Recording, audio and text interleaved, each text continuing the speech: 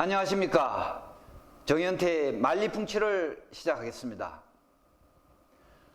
오늘은 앞으로 도대체 이 나라가 어떻게 되어 갈지 큰 틀에서 한번 짚어보겠습니다.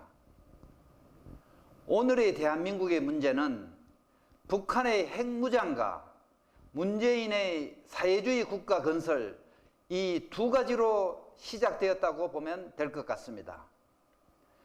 그럼 북한의 비핵화가 과연 실현될 것인가 하는 부분을 갖고 말씀을 드릴까 합니다. 그동안 세 번에 걸친 남북 정상회담과 두 차례의 미북 정상회담이 있었습니다. 이 과정에서 3자의 속내가 다 드러났습니다. 더 이상 서로 속일 것도 속아줄 것도 이젠 없어졌습니다. 서로가 갖고 있는 속내는 물론 히든 카드까지 다 까불려졌습니다. 그럼 앞으로 어떻게 될까요? 북한의 비핵화는 과연 성사될까요? 된다면 언제까지 된다고 할 수 있을까요? 또 만일 안 된다면 어떤 일이 발생할까요? 트럼프와 김정은이 정한 시간은 공교롭게도 다 같이 올 2019년 연말까지입니다. 왜 이때를 정하고 있을까요? 먼저 트럼프의 입장을 정리해보면 어떤 경우든 북한의 비핵화는 성사시킨다는 것입니다. 북한의 핵무장을 인정하지 못한다는 것입니다. 그 이유는 많습니다. 첫째 이유는 내년 2020년 미국의 대통령 선거가 있기 때문입니다. 트럼프가 그 선거에서 이기려면은 북한의 비핵화를 올 연말까지는 완성해야 하는 정치적인 압박감이 있습니다. 가급적이면 비군사적인 방법으로, 즉 경제적 압박이나 외교적 수단으로 해결하려고 해서 지금까지 추진해 왔고, 또 한편으로는 끌려온 면도 있습니다. 그러나 위기 시에는 군사적 옵션을 항상 열어두고 있었던 것이죠.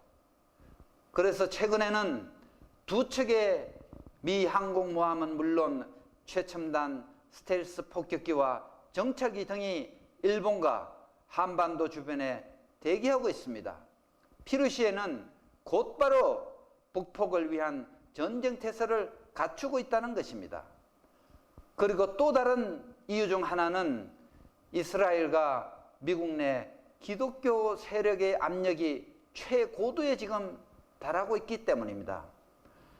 북한의 핵무장과 남한의 공산화를 절대로 방치해서는 안 된다는 압박이 매우 큽니다. 북한의 소형 핵폭탄이 성공되고 그 핵과 미사일 기술이 이란과 시리아 등으로 넘어갔을 경우에 이스라엘이 위기에 처하게 된다는 것입니다. 이스라엘 국가의 생존권이 위협받는 일이 발생하는 것입니다. 이런 사태가 오기 전에 미국이 해결하지 못하면 이스라엘의 모사드가 직접 나서겠다고 미국을 압박하고 있는 것도 트럼프에게는 엄청난 정치적 부담인 것입니다. 그리고 마지막으로 세계 경찰 국가로서의 위상과 그 책임이 트럼프에 달려있기 때문에 그 부담은 클 수밖에 없습니다. 그럼 김정은의 입장은 어떻겠습니까? 김정은은 끝까지 핵과 미사일을 포기하지 않을 것입니다. 그리고 2019년 말까지 핵 소형화, 대륙간 탄도미사일 기술 완성, 대잠수함 장거리 미사일 기술을 완성하려 할 것입니다. 그리고 비핵화의 대가로서 체제 보장을 요구하고 있습니다. 이것은 불가능한 조건을 내걸고 시간을 끌려는 북한식의 전략인 것이죠. 체제 보장이란 외부에서 해결해 줄 수 있는 그런 일이 아니니까요. 더구나 인권도 없고 비민주적인 독재자의 체제를 자유민주주의 국가에서 누가 어떻게 보장을 해준다는 것입니까? 그것은 끝까지 미국과 자유우방 국가를 속이려는 이들의 기만 전술인 것입니다. 그러나 트럼프는 김정은의 이런 속내까지도 다 들여다보고 있었던 것입니다. 그래서 김정은은 어쩌면 트럼프보다도 더 조급하게 느끼고 있는 것이죠. 유엔과 미국의 경제적 제재와 압박으로 나라 살림을 끌고 갈 수 있는 한계점에 다다랐기 때문입니다. 중국도 러시아도 경제적 지원을 미국 몰래 하기도 어려운 상황에 처해 있습니다. 그렇다고 기대했던 문재인도 미국의 트럼프의 압력에 굴복하여 비밀리에 돕는 것도 이제는 어려워졌습니다. 사실상 김정은은 트럼프의 전략에 말린 것이죠. 다시 말해 트럼프가 놓은 덫에 걸린 토끼 신세가 된 것입니다. 김정은은 대외적인 경제적 압박은 물론 군사적 압박을 엄청나게 받고 있습니다.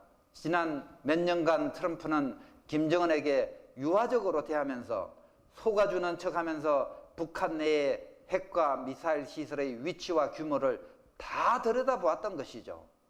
미국의 최첨단 인공위성을 통해서 북한 전역을 인치 단위로, 센치 단위로 쪼개서 바둑판보다 더 상세히 들여다보았던 것입니다. 이젠 더 이상 속아줄 것도 없었지만 김정은의 속내를 떠본 것이죠. 스스로 김정은이가 과연 핵과 미사일 시설 리스트와 위치를 다 내놓을 것인가를 확인해보려 했던 것입니다. 그게 지난 하노이 회담 결과였던 것이죠. 결론은 김정은은 비핵화 의지가 없고 그동안 그리고 앞으로도 거짓으로 속이려 한다는 것을 확인한 것입니다. 미국이 이처럼 인내해온 것처럼 보이지만 사실상은 중장기 전략을 갖고 김정은을 갖고 놀았던 것입니다. 그래서 최후의 수단을 동원하려고 2019년 말까지를 기한을 주고 있는 셈입니다. 그렇다고 지금으로서 김정은이 사용할 수 있는 카드는 별로 없습니다. 핵실험과 미사일 발사 실험은 국제적인 도발로서 이젠 미국에 북폭 빌미를 줄 뿐입니다.